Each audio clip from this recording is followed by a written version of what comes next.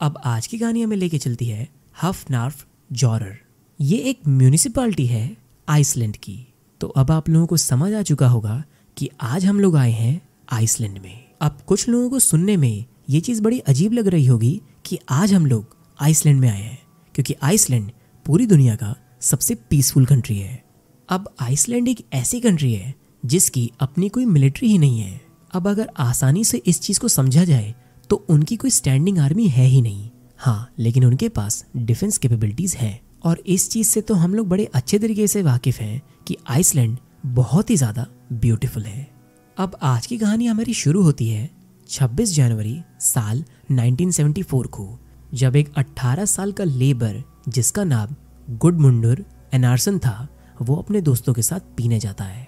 और फिर कुछ देर बाद वो लोग एक डांस हॉल में पहुंच जाते हैं, और वो डांस हॉल था हफनार्फ जॉरर में।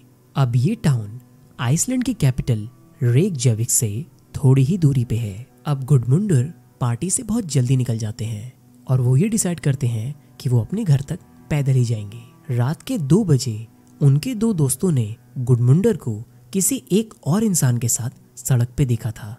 अब गुडमुंडर के वो दोनों दोस्त उस आदमी को जो गुडमुंडर के साथ था उसको रिकग्नाइज नहीं कर पा रहे थे, लेकिन उन दोनों को ये चीज़ देख के पता चल रही थी कि वो दोनों ने बहुत ज़्यादा शराब पी रखी है। इवन खुद गुडमुंडर ढंग से चल नहीं पा रहे थे और बाहर बहुत ज़्यादा बर्फ पड़ रही थी और इधर उधर बार बार बर्फ में गिर रहे थे।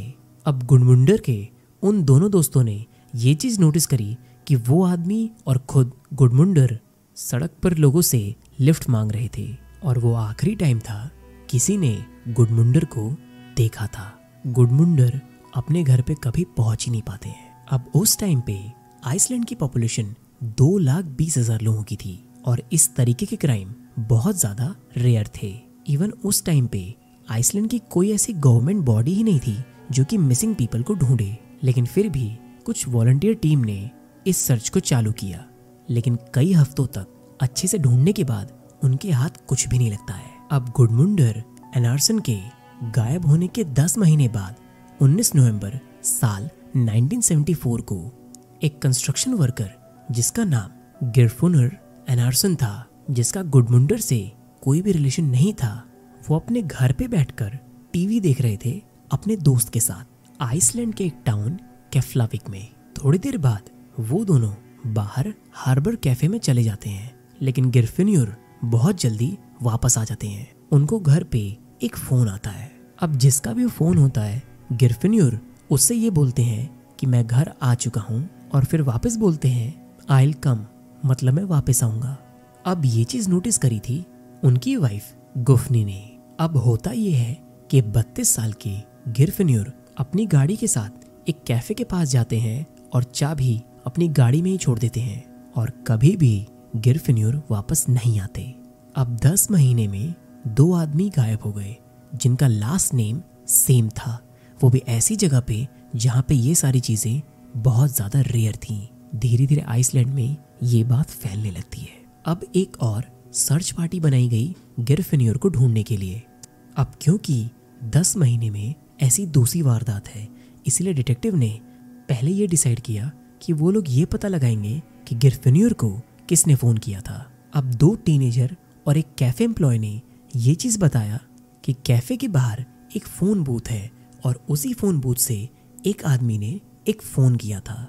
ये हम उसी कैफे की बात कर रहे हैं जहां पे गिरफिन्योर की कार पुलिस को मिली थी। पुलिस ने उनकी हेल्प लेके उस आदमी का एक क्ले रिक्रिएशन बना लिया, मतलब क्ले को यूज करके उस आदमी के फेस को बनाया गया। केफ्लाविक एक बहुत ही छोटा टाउन है, और पूरे टाउन में पुलिस ने सबसे पूछा और कोई भी इंसान उस आदमी को पहचान ही नहीं पाया। इससे पुलिस को ये लगा कि वो आदमी शायद किसी और टाउन का है। अब पुलिस ने एक नाइट क्लब के मैनेजर से पूछताछ करी, और वो मैनेजर था रेकजाविक सिटी का, लेकिन सिर्फ पूछताछ करने के बाद उस आदमी को रिलीज कर दिया गया। अब अगले साल की समर आ गई और डिटेक्टिव के हाथ कुछ भी नहीं लगा, यहाँ तक कि उन दोनों इंसानों की बॉडी भी नहीं।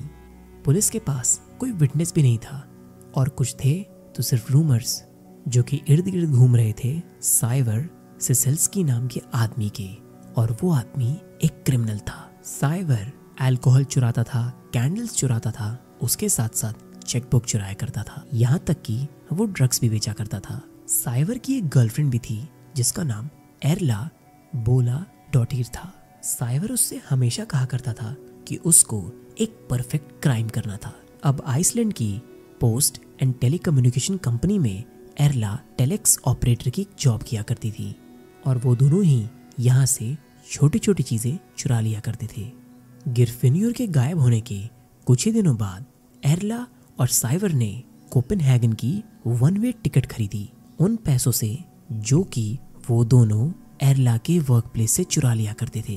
अब जिनको नहीं पता मैं ये बता दूं कि कोपेनहेगन डेनमार्क की कैपिटल है। अब कोपेनहेगन डेनमार्क पहुंचने के बाद एरला तो हो गई प्रेग्नेंट और इसीलिए 1975 में साइवर और एरला वापस से रेकजेविक आ जाते हैं अपने बच्चे को जन्म देने।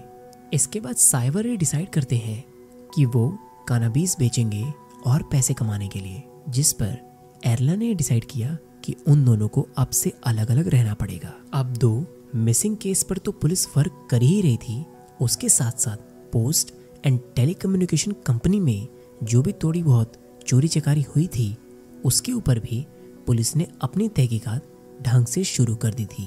अब 12 दिसंबर साल 1975 को पुलिस ने साइवर को अरेस्ट कर लिया और 2 दिन बाद एरला को भी पुलिस ने कस्टडी में ले लिया। अब शुरुआत में एरला ने सब कुछ डिनाई कर दिया था और पूछताछ के बाद पुलिस ने एरला को सॉलिटरी कन्फाइनमेंट में डाल दिया। 7 दिन बाद एरला ने पुलिस के सामने सब कुछ कबूल लिया, यानी कि पोस्ट एंड टेलीकम्युनिकेशन कंपनी का फ्रॉड उसने कबूल लिया। अब इस फ्रॉड में पूरा हाथ साइवर का ही था, इसीलिए ऐसा लग रहा था कि सेरला रिलीज हो जाएंगी, लेकिन पुलिस ने उनको फोटो दिखाई गुडमुंडर एनर्सन की। इस पर एरला ने यह बताया कि वो इस इंसान को जानती है क्योंकि उनसे इनकी मुलाकात हुई थी रेकजाविक में। एक बार तो उन दोनों ने एक साथ एक कार शेयर करी थी और एक बार वो दोनों एक पार्टी में मिले थे जब एरला एक नाइट क्लब में थी साइवर के बिना। उस टाइम साइवर डेनमार्क में थे। इसके बाद एरला ने बताया कि वो घर आते ही सो गई थी, लेकिन उन्होंने यहाँ पे एक और बात पुलिस को बता दी। उन्होंने ये बताया कि उन्हें ऐसा सपना आ रहा था कि साइवर खिड़की पर से उनसे बात करने की कोशिश कर रहे थे। इस पर पुलिस ने बोला कि कहीं वो कोई सपना नहीं बल्कि हकीकत तो नहीं थी। और इसके बाद जहाँ एरला बाहर निकलने वाली थी, पुलिस वालों ने वापस से उनको सॉलिटरी कन्फाइनमेंट में डाल दिया। अब एरला को ये लग रहा था कहीं उनके अपार्टमेंट में किसी ने मार तो नहीं दिया था। मतलब वो सारी चीजें उनको कुछ अच्छे से याद नहीं आ रही थी और ऐसा अक्सर होता है शराब वगैरह पीने के बाद। अब 20 दिसंबर को एरला से पूरे 6 घंटे लगातार पुलिस वालों ने पूछताछ करी थी। एरला ने साइवर और उनके दोस्त क्रिस्टेजर वाइडर का नाम बताया गुडमुंडर डिसअपरेंस में। अब आगे एरला ने एक चीज और बताई कि 27 जनवरी साल 1974 को अब गुडमुंडर के डिसअपरेंस के सिर्फ एक ही दिन बीता था। यहाँ पे एरला बताती है कि जब वो अपने घर पे वापस आती है तो वो ये देखती है कि उनकी बेडशीट गायब थी। अब पुलिस और एरला के बीच कुछ ऐसे कॉन्वर्सेशन हुए, उस पर पुलिस वालों ने ये चीज बताई कि एरला के अकॉर्डिंग साइवर और उनके 3 और दोस्त ने गुडमुंडर की बॉडी को उस बेडशीट से लपेटकर कहीं बाहर फेंक दिया। इस स्टेटमेंट पे एरला ने साइन कर दिया क्योंकि पुलिस वालों ने ये चीज बोली थी कि अगर वो ऐसा नहीं करेंगी तो पुलिस और दिन उन्हें सॉलिटरी कन्फाइनमेंट में रखेगी। एरला के घर पे उनका एक 11 महीने का बच्चा भी था और इस टाइम पे एरला की एज महज 20 साल की ही थी। अब इतने दिनों से लगातार साइवर सॉलिटरी कन्फाइनमेंट में ही अपना टाइम बिता रहे थे। अब अचानक से उनको बाहर निकालकर पहले दिन लगातार 10 घंटे पुलिस वालों ने उनसे पूछताछ करी, अगले दिन फिर से 6 घंटे पूछताछ करी। अब साइवर ये मान जाते हैं कि वो इन सब चीजों में इन्वॉल्व थे अपने 3 और दोस्तों के साथ। उन 3 और लोगों का नाम था क्रिस्टजन वाइडरसन, दूसरे का नाम था ट्रिगवी रूनर लिफ्सन और तीसरे का नाम था एल्बर्ट क्लैन। अब इस केस में पुलिस वाले किसी को भी उठाकर सीधा सॉलिटरी कन्फाइनमेंट में डाल दे रहे थे और वो जगह इतनी ज्यादा खतरनाक थी कि कोई भी इंसान वहां से बाहर निकलने के लिए कुछ भी किसी भी हद तक जा सकता था। अब देखिए, होता यूं है कि उन तीनों सस्पेक्ट को भी पुलिस उनके घरों से उठाकर सीधा सॉलिटरी कन्फाइनमेंट में डाल देती है। और बिल्कुल जैसा आप सोच रहे हैं वैसा ही होता है। वो तीनों अपनी इन्वॉल्वमेंट गुडमुंडुर के मर्डर में मान लेते हैं। अब पुलिस के हिसाब से पहला मर्डर केस तो सॉल्व हो गया। इस पर उनको ही लगा कि वो अब शायद दूसरा वाला केस भी तो सॉल्व कर सकते हैं। इस पर पुलिस वाले वापस से एरला के पास चले जाते हैं। अब वो सीधा जाके उनसे ये पूछते हैं कहीं वो सारे लोग ग्रिफिन्योर के मर्डर में भी तो इन्वॉल्व नहीं थे, जिस पर एरला ये रिप्लाई देती है कि शायद हो सकते हैं। इस पर पुलिस वाले उनसे ये बोलते हैं कि एरला ने कुछ ट्रॉमेटिक एक्सपीरियंस किया था और वो चीज उनको याद नहीं है, लेकिन अब पुलिस उनकी हेल्प करेगी उस चीज को याद करने में। इसके बाद पुलिस ने एरला, साइवर और क्रिस्टिजन से पूछताछ करी और उन तीनों ने ही ग्रिफिन्योर के मर्डर को कन्फेस कर लिया। लेकिन उन तीनों की कहानी चेंज होती रही। पहले उन्होंने ये बताया कि उन्होंने ग्रिफिन्योर को एक बोट पे मारा था। बाद में उन्होंने चेंज करके ये बोला कि नहीं, उन्होंने उसे लैंड पे ही मारा था। अब क्रिस्टिजन ने ये भी बताया कि एक फॉरेन लुकिंग मैन ने इस मर्डर में उन लोगों की हेल्प करी थी। अब वो फॉरेन लुकिंग यानी अंग्रेज कोई और नहीं बल्कि थे गुड जॉन स्कैरफेडिंसन नाम के आदमी, जो कि साइवर के टीचर थे। अब पुलिस ने गुड जॉन को 12 नवंबर साल 1976 को अरेस्ट कर लिया। इनिशियली गुड जॉन को कुछ भी याद नहीं था क्योंकि वो सारी चीजें लगभग 2 साल पहले हुई थी। लेकिन बाद में जब उनको पूरे 17 दिन सॉलिटरी कन्फाइनमेंट में रखा गया तो उनको सब कुछ याद आ गया और उन्होंने कन्फेस कर लिया। अब दिसंबर साल 1976 में एरला, साइवर, क्रिस्टिजन, गुड जॉन, ट्रिग्वी और एल्बर्ट सब ने उस मर्डर में अपना इन्वॉल्वमेंट कन्फेस कर लिया था। लेकिन किसी को भी कुछ भी अच्छे से याद नहीं था, सब कुछ बहुत धुंधला धुंधला याद था। लेकिन एक चीज हम सबको नहीं भूलनी चाहिए कि अभी तक कोई भी डेथ बॉडी पुलिस के हाथ नहीं लगी थी। लेकिन इसके बावजूद दिसंबर साल 1977 में कोर्ट ने सबको गिल्टी पाया और सबको तरह तरह की सजाएं हो गई। अब यहाँ पे मैं आपको कुछ इंपॉर्टेंट चीज बताता हूँ। किसी भी इंसान के लिए एक भी दिन सॉलिटरी कन्फाइनमेंट में बिताना बहुत ज्यादा मुश्किल है और यहाँ पे एरला ने लगभग 241 दिन सॉलिटरी कन्फाइनमेंट में बिताए। एल्बर्ट ने 88 डेज, गुड जॉन ने 412 डेज, ट्रिग्वी ने लगभग 627 दिन और क्रिस्टिजन ने 682 दिन और लास्ट में साइवर ने सबसे ज्यादा 741 डेज सॉलिटरी कन्फाइनमेंट में बिताए थे, लगभग 2 साल से भी ज्यादा। बेचारे उनमें से कोई भी ढंग से सो नहीं पाते थे और 100 से भी ज्यादा बार उन सब का इंटेरोगेशन हुआ था। जेल के गार्ड हेलेनियर थॉर मैग्नेसन ने एक बड़ी इंपॉर्टेंट चीज बताई कि पुलिस वालों ने साइवर का सिर कई बार पानी से भरी बकेट में डाला और बार बार ये बोला कि अगर वो कन्फेस नहीं करेंगे तो वो उनको मार देंगे। जेल के अंदर क्रिस्टिजन ने 2 बार सुसाइड अटेम्प्ट किया था। अंदर से कुछ खबरें बाहर ये भी आ रही थी कि पुलिस वाले उन सभी क्रिमिनल्स से क्राइम सीन की फोटोग्राफ्स खिंचवा रहे थे।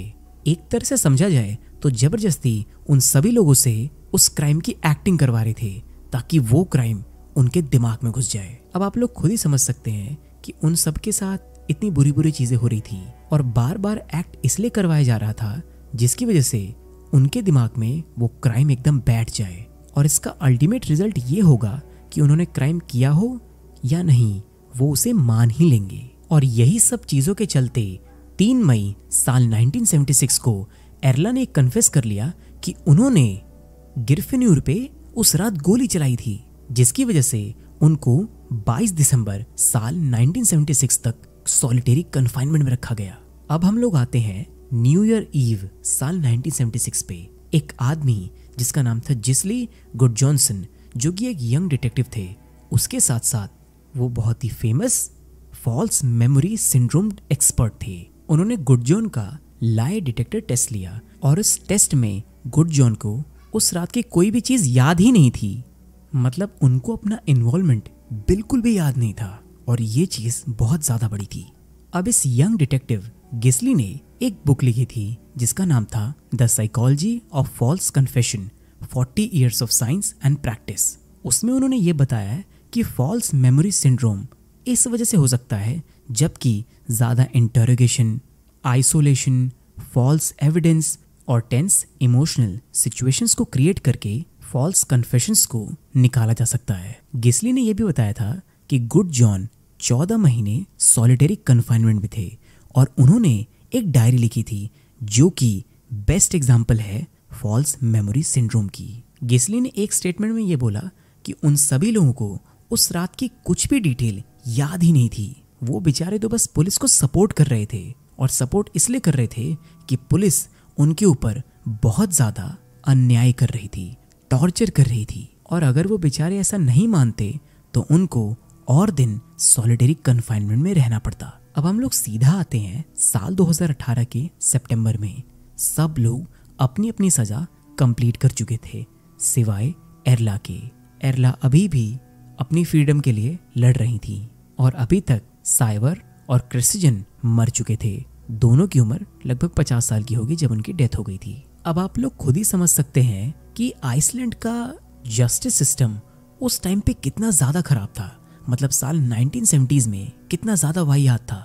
लेकिन अगर हम अपने केस पे वापस आए तो कुछ थ्योरीज मेरे सामने हैं जो मैं आप सबके सामने रखना चाहता हूँ। वो थ्योरीज जिनके अकॉर्डिंग गुडमुंडर एनार्सन और गिरफिन्यूर एनार्सन के साथ एक्चुअली में हुआ क्या था। अब पहली थ्योरी बिल्कुल सिंपल है, यानी पुलिस ने जो कुछ भी किया बिल्कुल सही किया। गुडमुंडर का मर्डर एरला, साइवर, क्रिस्टिजन, एल्बर्ट, ट्रिग्वी इन लोगों ने मिलकर किया था, और गिरफिन्यूर का मर्डर एरला, साइवर, क्रिस्टिजन और गुडजॉन ने किया था। अब क्योंकि किसी की भी बॉडी कभी भी नहीं मिली थी, लेकिन एक एविडेंस था, एरला के घर से उसकी बेडशीट मिसिंग थी। अब आप लोग कहेंगे कि शायद ये चीज़ थोड़ी कन्विंसिंग नहीं है, लेकिन मैंने जितनी भी रिसर्च करी है और तो और बड़े बड़े लोगों के आर्टिकल्स, वीडियोस देखी है, उनके अकॉर्डिंग पहली थ्योरी यही है जो कि पुलिस ने जो किया बिल्कुल सही किया। ये सभी लोग मर्डर थे। अब दूसरी थ्योरी के अकॉर्डिंग कभी कोई मर्डर हुआ ही नहीं था। इस केस से 50 साल पहले और इस केस से अभी तक आइसलैंड में बहुत सारे लोग गायब हो जाते हैं। मतलब उनका मर्डर, किडनैपिंग, ये सारी चीज़ें नहीं, बस वो सिंपली गायब हो जाते हैं। वो कहाँ जाते हैं, क्या करते हैं, किसी को कुछ भी नहीं पता। आप सबको सुनने में बड़ा अजीब लगेगा क्योंकि आइसलैंड बहुत ही पीसफुल कंट्री मानी जाती है, लेकिन आइसलैंड में मिसिंग पीपल के केस बहुत ज़्यादा हैं। Missing people and unsolved cases. बहुत सारी चीज़ें हम सभी लोग सिर्फ ऊपर ऊपर से पढ़ते हैं। हम सबको लगता है कि यार जो पढ़ लिया, आइसलैंड पीसफुल है, लेकिन हर कंट्री, हर सिटी और हर टाउन उनका कोई ना कोई डार्क सीक्रेट होता है। और मेरा ये मानना है कि दूसरी थ्योरी के अकॉर्डिंग ये लोग सिंपली गायब हो गए थे, इन लोगों का मर्डर नहीं हुआ था। लेकिन तीसरी थ्योरी थोड़ी अलग है। अब तीसरी थ्योरी ये कहती है कि उन दोनों आदमी का मर्डर हुआ था, लेकिन किसी और ने उन दोनों का मर्डर किया था। जिस दिन गिरफिन्यूर गायब हुए थे, एक आदमी, मतलब एक आई विटनेस, ये बताते हैं कि दो आदमी एक हल्की किस्म के आदमी को पकड़कर एक बोट पे लेके गए और फिर वो लोग बोट पे बैठकर काफी अंदर चले जाते हैं। जब वो लोग वापस आते हैं तो वो कमजोर आदमी उन दोनों के साथ नहीं था। अब यहाँ पे एक बात और हुई थी कि जिस कमजोर आदमी को वो दोनों पकड़ कर ले जा रहे थे, वो आदमी ने हमारे आई विटनेस की तरफ देखकर ये बोला था, रिमेंबर मी। अब इसका एग्जैक्ट मतलब क्या था, कैसे था, किसी को कभी कुछ पता ही नहीं चला। लेकिन इस एविडेंस की वजह से एक चीज हुई थी।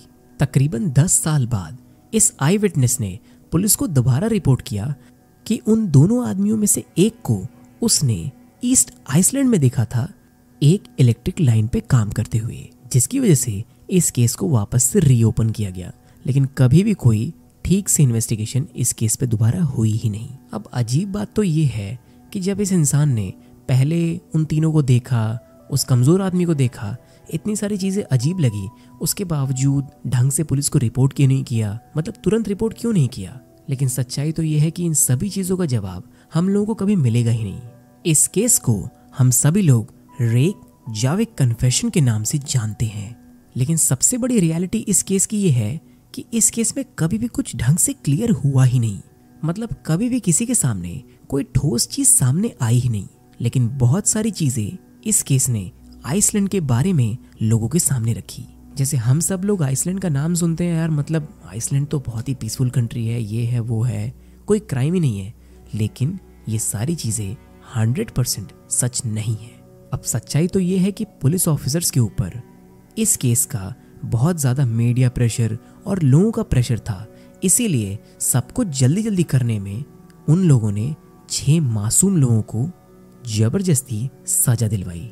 और ये चीज मैं कोई अपने आप से अपनी रिसर्च से नहीं बोल रहा हूँ, बल्कि पूरा आइसलैंड इस चीज से अग्री करता है। यहाँ तक कि प्रेजेंट में आइसलैंड की गवर्नमेंट भी इस चीज से अग्री करती है और गवर्नमेंट ने सबके घर अपॉलॉजी लेटर भी भिजवाया था। बहुत सारे लोगों की डिमांड पे गवर्नमेंट ने सबको अच्छा खासा कंपेंसेशन दिया। अब देखिए, कई लोग तो ऑलरेडी मर गए थे, जैसे कि ट्रिगवी 2009 में कैंसर की वजह से मर गए थे। साइबर का एक्सीडेंट हो गया था डेनमार्क में साल 2011 में। क्रिसिजन की भी डेथ हो गई थी मार्च 2021 में, लेकिन इनका रीजन अभी तक बाहर नहीं आया है। अब बात करें एरला की, तो साल 2022 में वो जेल से बाहर आ गई और सरकार ने उनसे माफी भी मांगी, उसके साथ साथ उनको अच्छा खासा कंपेंसेशन भी दिया। लेकिन इन सब चीजों का अब कोई भी फायदा नहीं था। एक इम्पॉर्टेंट चीज मैं आप लोगों को यहाँ पे बताता हूँ। साल 1988 में आइसलैंड के प्राइम मिनिस्टर, जिनका नाम डेविड ऑटसन था, उन्होंने इस केस की पूरी इन्वेस्टिगेशन को बहुत ज्यादा क्रिटिसाइज किया था। और इतना ही नहीं, उन्होंने पर्सनली साइबर को फाइनेंशियली सपोर्ट किया था, यहाँ तक कि उनकी फैमिली को भी।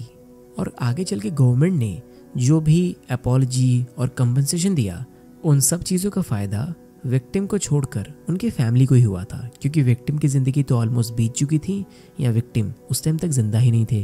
प्रेजेंट में एरला ही ऐसी हैं जो इस केस से रिलेटेड थोड़ा बहुत न्यूज़ में रहती हैं, लैम्पलाइट में रहती हैं और कभी कभी लोगों को अपना इंटरव्यू भी देती रहती हैं। अब कमाल की बात तो ये है कि पिछले कई सालों से, अब चाहे वोट की बात हो या कोई भी पॉलिटिक्स की बात, आइसलैंड की प्रेजेंट गवर्नमेंट लगातार इस केस की इन्वेस्टिगेशन की बात को उठाकर उस टाइम के लोगों को क्रिटिसाइज करती रहती है, जो कि शायद अपनी जगह सही भी है। अब एक चीज़ मैं आप लोगों को बताता हूँ। साल 2015-16 में गवर्नमेंट ने इस केस को वापस से सॉल्व करने की कोशिश करी थी, क्योंकि वो सब लोग जानते थे कि ये 6 बेचारे इनोसेंट थे।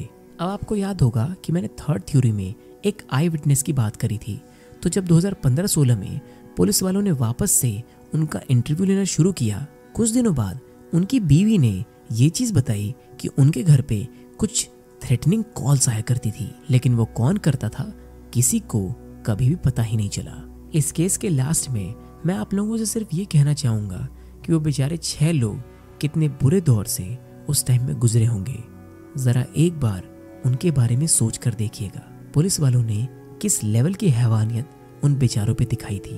प्रेजेंट में पूरा आइसलैंड की सरकार चाहे कोई भी सॉलिटरी कन्फाइनमेंट, इन्वेस्टिगेशन या किसी को भी कितना भी क्रिटिसाइज कर ले या कितना भी कंपनसेट कर ले, क्या उन 6 लोगों की वो जिंदगी वो लोग वापस लौटा सकते हैं?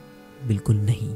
गुडमुंडर एनार्सन और गिरफिन्योर एनार्सन का केस, इससे रिलेटेड जितने भी इंफॉर्मेशन इंटरनेट पे अवेलेबल थी, मैंने आप सबके सामने रख दी है। अब मैं जानना चाहता हूँ कि आप लोगों की क्या राय है इस केस के ऊपर। प्लीज़ मुझे कमेंट सेक्शन में ज़रूर बताइएगा। हाँ, मैं जानता हूँ शायद आप लोगों को लग रहा होगा कि मैं वीडियो में सामने क्यों नहीं आया, लेकिन कुछ दिनों तक मैं ऐसे स्क्रीन के पीछे रहकर ही काम करना चाहता हूँ। बस मैं ऐसे कोई सी चीज़ करना चाहता हूँ कि मेरा चैनल चल जाए, वापस से उठ जाए। इसीलिए बस कुछ ना कुछ ट्राई करने की कोशिश करता रहता हूँ। मुझे पर्सनली ऐसा महसूस किया कि लोग मुझे सुनना पसंद करते हैं, देखना नहीं। लेकिन जल्दी ही मैं अपनी वीडियो में थोड़ी सी और इम्प्रूवमेंट करने वाला हूँ, लाइक एडिटिंग से रिलेटेड और बहुत सारी चीज़ें जो कि शायद आप लोगों को थोड़ी पसंद आएंगी। वीडियो अच्छा लगा हो तो प्लीज़ लाइक कर दीजिएगा और चैनल को सब्सक्राइब भी कर दीजिएगा। और जाने से पहले सिर्फ यही कहूँगा जो कि पिछले 10 महीनों से मैं आप सबको कहता हुआ आ रहा हूँ, जब तक कि हमारी दोबारा मुलाकात नहीं होती है तब तक के लिए अपना ध्यान रखिए, अपनी फैमिली का ध्यान रखिए और ऐसे लोगों से बच के रहिए जिनका इंटेंशन सिर्फ और सिर्फ आप सब लोगों को यूज़ करना है।